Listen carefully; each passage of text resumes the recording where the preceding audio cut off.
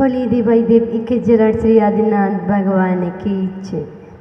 बोली देवाई देव 1008 मूलनायक श्री पार्श्वनाथ भगवान की जय। बोली देवाई देव 1008 श्री महावीर भगवान की जय। परम पूज्य आचार्य गुरुवर श्री शांति सागर छाणी महाराज की जय। परम श्रद्धेय आचार्य भगवान श्री ईश्वर विद्यासागर जी मुनिराज की जय। परम पूज्य आचार्य गुरुवर श्री ज्ञान सागर जी मुनिराज की जय। परम पूज्य आचार्य गुरुवर श्री के सागर जी मुनिराज की।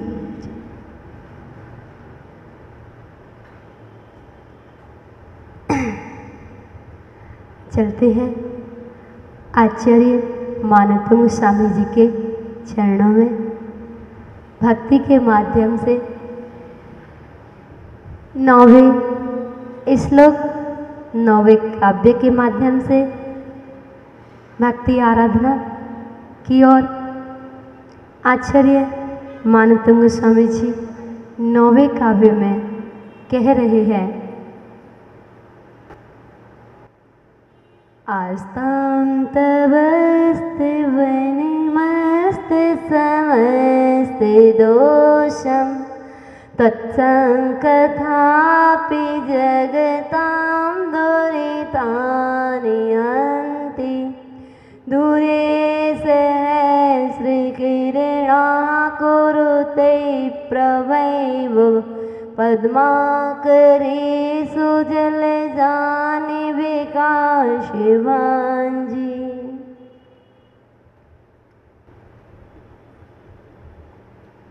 हे भगवान, तब माने तुम्हारा आपका हे भगवान अस्त समस्त दोषम आपका यह स्तवन समस्त दोषों से रहित है। कैसा है आपका जो ये स्तोत्र है ना, ये स्तवन है समस्त दोषों से रहित, निर्दोष है। स्तवन तो दूरे कह रहे हैं, जो आपका ये स्तवन है ना, ये तो समस्त दोषों से रहित है। ये स्तोत्र तो बहुत दूर की बात है। दूर आस्ताम रहे मतलब रहे। हे भगवान, आपका स्तोत्र तो दूर रहे, परंतु त्वत्संकथापि कह रहे हैं आपके नाम की जो कथा है ना, कथा भी आपके नाम की पवित्र कथा भी हंति माने नष्ट करती है, पापों को नष्ट करती है। सहस्रकिरणा कह रहे कैसे, जैसे सूर्य हजारों किरणा, सहस्र किरणा हजारों किरणों वाला वह सूर्य दूरे आस्ताम, वह सूर्य कितनी दूरी पर है और उसकी जो किरणें धरती पर पड़ती हैं। सूर्य तो दूर रहता है और जैसे ही उसकी किरणें धरती पर पड़ती हैं, दूरे आस्ताम दूर ही रहता है, किंतु आपकी जो प्रभा है ना, कांति है, एवं पद्माकरेषु सरोवरों में जल जाने कमलों को विकसित करती है। हे भगवान, जो सूर्य की किरणें जैसे ही उस तालाब में उस कमल पर पड़ती हैं, वह मुरझाया कमल विकसित खिल जाया करता है। इसी प्रकार हे भगवान विकासवान जी विकसित कर देती है, उस कमल को खिला देती है। इसी प्रकार हे भगवान आपका स्तोत्र तो बहुत दूर की बात है। आचार्य मानवतुंग स्वामी जी कह रहे हैं, हे भगवान आपका यह स्तोत्र तो सर्व दोषों से रहित है और यह भक्ति पाठ विधान उपवास नियम व्रत संयम यह तो बहुत दूर की बात है। आपके नाम की कथा ही, आपका नाम ही मात्र आपका नाम ही सर्व पापों को नष्ट करने वाला होता है। आपके नाम में इतनी अपार शक्ति है भगवान। यहाँ कोई भी मनुष्य अपने मन वचन काय से जो प्रभु के चरणों में नतमस्तक होता है, इधर वह प्रणाम करता है, झुकता है, और जैसे ही वह सिद्धों के चरणों में झुकता है और वह नमस्कार सिद्ध शिला तक पहुंचता है, और सिद्ध शिला में अनंता अनंत सिद्ध परमेष्टि विराजमान है। उन सिद्धों की किरणें, उन सिद्धों की वर्णाएं जब धरती पर उस मनुष्य के ऊपर स्पर्श करती हैं तो उसके अनेक जन्मों के बंधे हुए पाप कर्म क्षण में क्षय को प्राप्त हो जाते हैं भगवान। ऐसी आपके नाम में शक्ति है। तो हमें भक्ति इतनी इस प्रकार, जैसे वह धनंजय सेठ ध्यान में लीन थे और पुत्र को सर्प ने डस लिया था। सर्प के डसने के बाद सेठानी ने भेजा कि जाओ सेठ जी से कह दो तुम्हारे पुत्र को सर्प ने डस लिया है। सेठ जी ध्यान में बैठे थे, सेठ जी को कुछ भी नहीं पता था, वे तो ध्यान में लीन थे, प्रभु की भक्ति में लीन थे। और उस लीनता में उन्हें कुछ भी शुद्ध बुद्ध नहीं थी, कौन पुत्र कौन पुत्री। जैसे ही सामायिक से उठते हैं, ध्यान पूर्ण होता है, सेठानी को पता चलता है सेठ जी अपने ध्यान में लीन है, कुछ भी ध्यान नहीं दे रहे हैं। सेठानी ला करके पुत्र को चरणों में रख देती है, कहती है कि देखो तुम तो ध्यान में लीन हो और तुम्हारे पुत्र को सर्प ने डस लिया है। जैसे ही ध्यान से उठते हैं, नामोकार मंत्र पढ़ते हैं, उस पर गंधोदक छिड़कते हैं, लगाते हैं, और वह बेटा मानो ऐसे उठ जाता है जैसे सो के उठ गया। ऐसी आपके नाम में भगवान शक्ति है, अपार शक्ति है। और भक्तंबर जी के काव्य में एक एक काव्य में एक एक काव्य आप पढ़ते रहिए और एक एक काव्य के अंदर लीन होते रहिए। जैसे ही नाम आए सूर्य का तो वह सूर्य दिखना चाहिए। जैसे नाम आया सहस्र किरणा, और सूर्य की हजारों किरणें जब उस तालाब पर पड़ती है तो वह किरणें, वह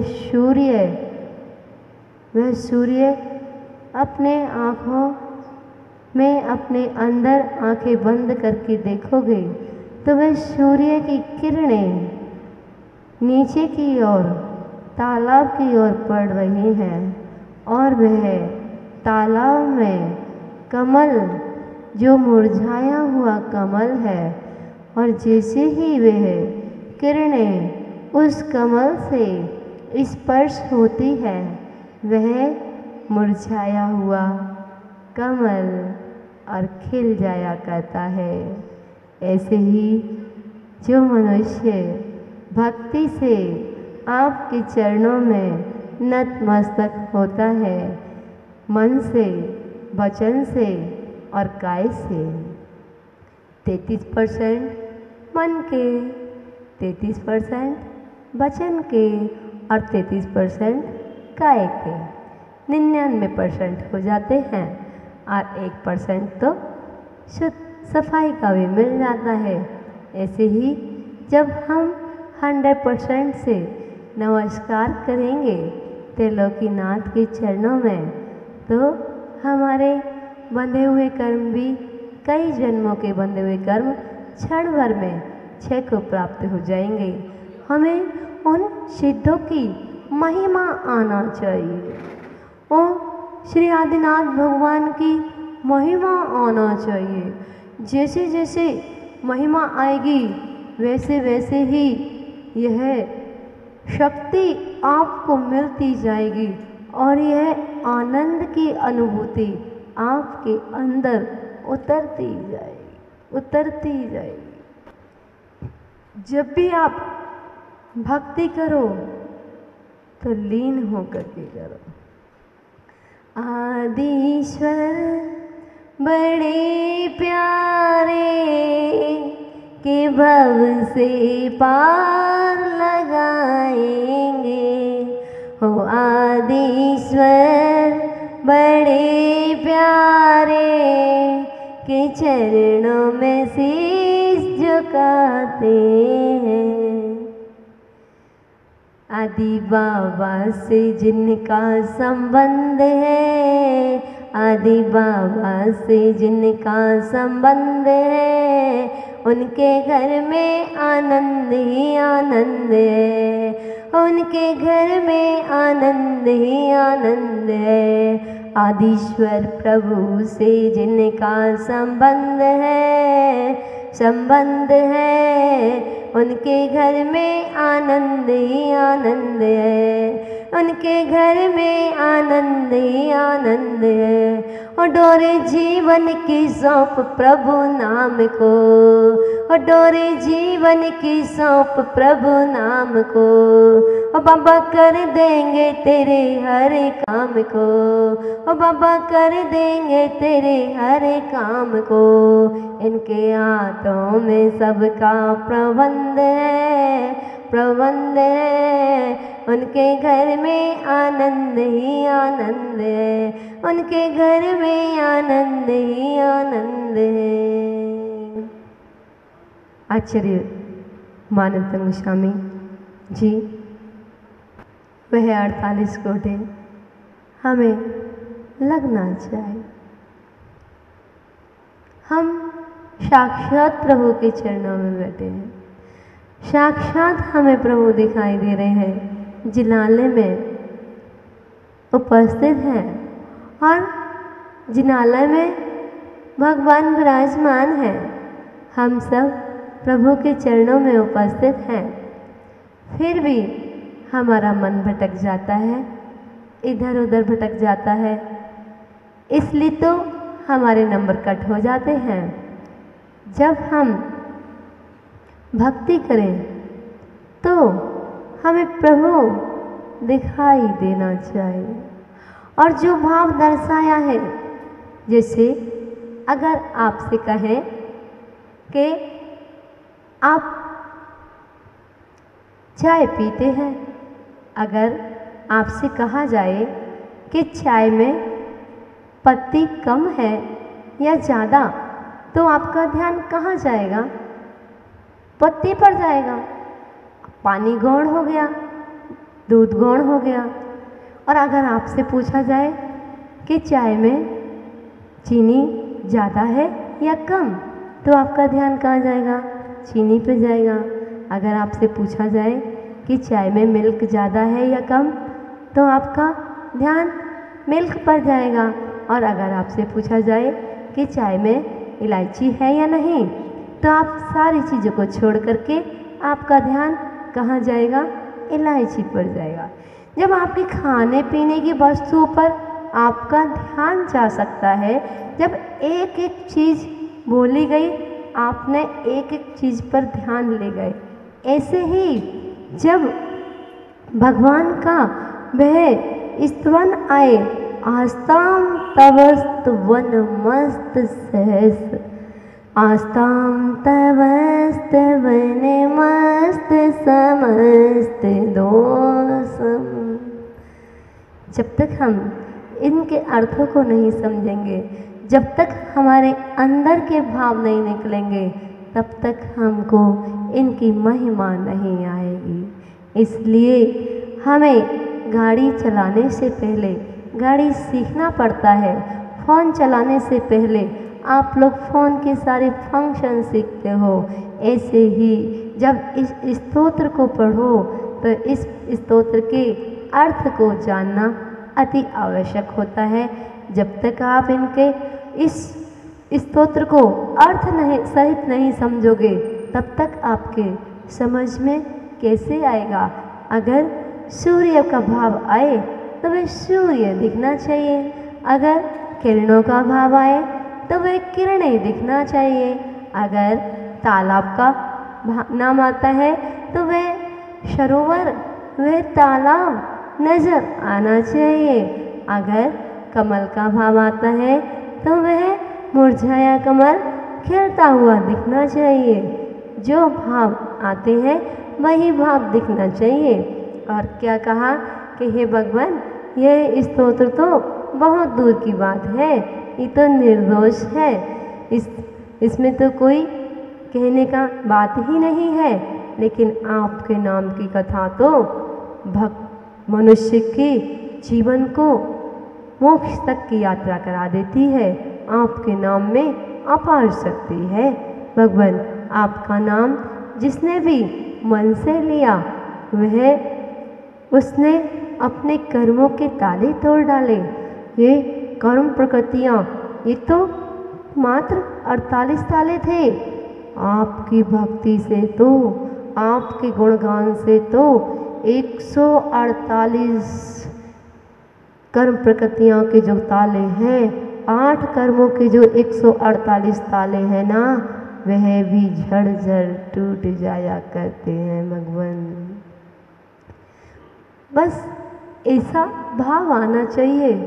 जैसे आचार्य मानतंग स्वामी कहते हैं, हे भगवान, मुझको आपकी भक्ति 8 याम प्रेरित करती है। 8 याम माने 24 घंटे प्रेरित करती है। 24 घंटे 24 आवर भगवान का स्मरण, भगवान का ध्यान, जो भगवान के ध्यान में डूब जाता है। जैसे वह मीरा भक्ति में तन्मय हो गई, जैसे वह सबरी भक्ति में तन्मय हो गई, जैसे अंजना सती, जैसे सीता सती, जैसे चंदनमाला, ऐसे अनेकों सतियाँ जिन पे संकट आए लेकिन उन्होंने कभी किसी पर आरोप नहीं लगाया, कभी किसी में दोष नहीं निकाला, अपने कर्म का उदय समझकर और प्रभु की भक्ति में लीन रही। प्रभु की भक्ति से अपने आप कर्मों के बंधन टूट जाते हैं। प्रभु की भक्ति हमारे लिए बहुत बड़ा आधार है। हमारे लिए जब भी हम भक्ति करें तो उन भक्ति के माध्यम से, भक्ति एक ऐसा स्रोत है,